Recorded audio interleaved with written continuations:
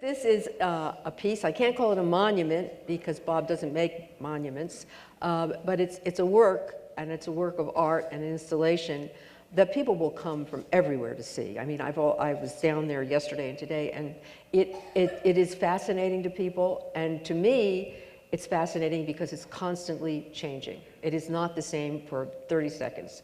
And I feel that in many ways, it realizes a lot of Bob's ambitions to do something that's not oppressive, that's not a monument, that doesn't tell you what to do, and that is genuinely democratic in the sense that you have your own experience there. It's not his experience, it's not my experience, it's your own experience. That is a drawing of, it's your drawing, but I can't, I don't recognize it. It's called Wet Mirror Maze. Could you describe it? Well, it's a drawing for a kind of labyrinth, more of a maze, which some people distinguish the two terms. A maze being something where you have a lot of passageways, but you have choices as to which way to go. And a labyrinth is one way in and one way out, which is the kind of structures I ended up making. But I made many drawings of different kinds, both kinds, in the beginning. This was from '71, and so it was the idea that there would be a kind of labyrinth or maze, and there would be a shower coming down on the walls at all times. So you would go into this thing, I guess you'd probably have to wear a swimsuit. You'd be soaked, but the walls would always be wet. Now, why I thought this was a good idea then, I have no idea. I remember talking about doing that for this. Oh yeah, right, yeah, we would have kept it clean anyway. We didn't talk very long about it. This is by Piranesi, who was an Italian engraver who did prisons. And of course, very famous engravings of prisons, which Bob also studied. And they have this sense of confinement, imprisonment. But I think the glass labyrinth is the opposite of these labyrinths of imprisonment. This is a drawing for another one of these, well, there were a series of structures that were based on prisons, which were not as happy, shall we say, as the glass labyrinth. Do you see any relationship between the observatory and the glass labyrinth? Do I see one? Yeah. Yes, I do, in different ways. I mean, this is a much more open, the earthwork is a much more open structure, but I wanted something that connected to time somehow. It marks the solstice and equinox positions. From the very center, you sight through these openings and line them up with these granite blocks in the outside ring, and that marks the different times of year. And certainly, I think time has always been a kind of obsession to be marked in different ways. One of the first objects I built in New York was a box with a sound of its own making. It was a small cube made in walnut. I recorded the sound of making it, and it plays back its 3.5-hour history. So that's one way of dealing with time, like stuffing it back into the object. You can't help but be aware of the time you're in the labyrinth, I think, and this has another way of acknowledging the passage of time and its relationship to things beyond the earth. This is in Rio, I believe, and that's where there was a glass labyrinth, but it was temporary. It wasn't that difficult to do, I guess. You can tell me about it because I haven't seen it.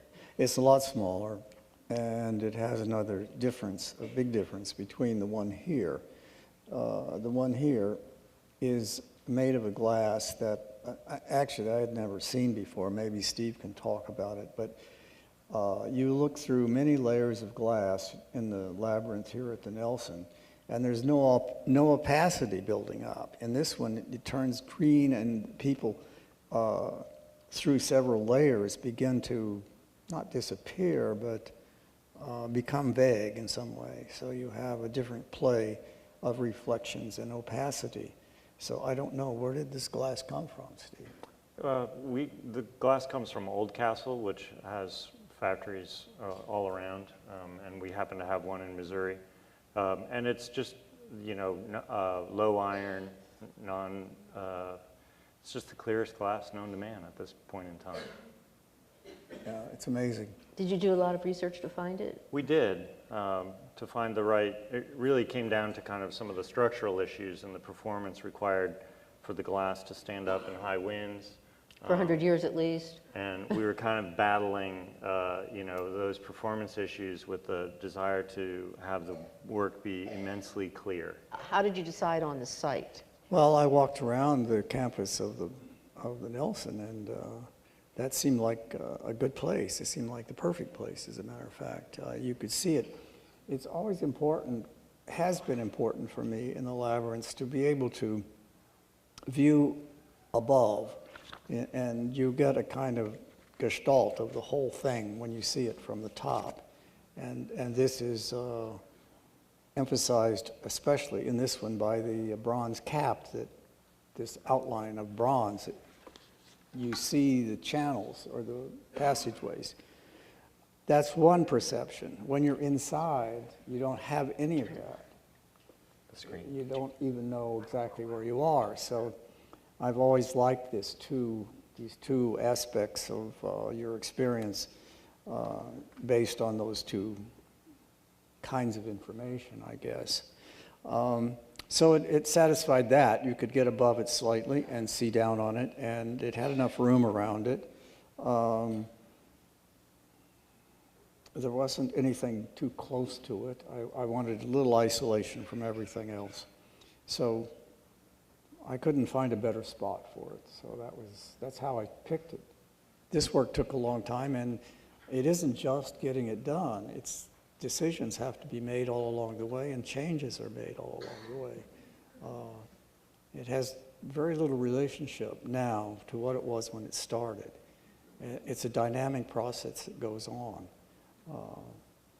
And I like that about the work. I like that about working, about making things. One of the fascinating things is that the work, while striving for that kind of perfection, isn't whole, and as Barbara mentioned, isn't whole until you're in it. And we are such a different kind of, you know, humans. We have such a different kind of makeup, and putting that sort of ordered perfection against us is such a powerful experience. Well, it's also a mystery. I mean, there's a mysterious aspect to it, like how did this happen? I remember early on in the 60s going to fabricators and bringing them my idea and saying, "Can you make this?" And they would say, "No." So I realized then that the less I told them, the more they would tell me. So I'd get more options. Steve's laughing. So I got a lot of ideas from this guy by not telling him too much in the beginning. The thing about the glass labyrinth that's wonderful is that it really does exist.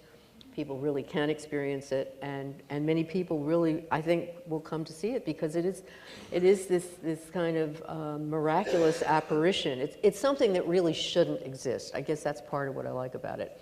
I mean, it's something that you think, well, this really shouldn't be. It's impossible, and yet, you know, there it is. The fact that it was realized is something of a miracle.